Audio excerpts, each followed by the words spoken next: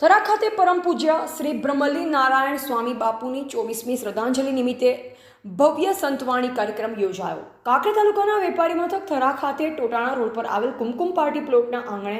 જય નારાયણ ભજન મિત્ર મંડળ દ્વારા પરમ પૂજ્ય સ્વરસિદ્ધ બ્રહ્મલીન શ્રી નારાયણ સ્વામી બાપુની 24મી શ્રદ્ધાંજલિ નિમિત્તે ભવ્ય શ્રદ્ધાંજલિ સંતવાણી કાર્યક્રમ તારીખ 21/9/2024 શનિવારના રોજ રાત્રે 10 કલાકે યોજાયો હતો. ભજની ગોયલ ધ્રુપદસિંહ અમદાવાદ, તબલા ઉસ્તાદ સબ્બીરભાઈ રાજકોટ, મહેંદીભાઈ રાજકોટ, બેન્જો ઉસ્તાદ રતનદાસ સાધુ,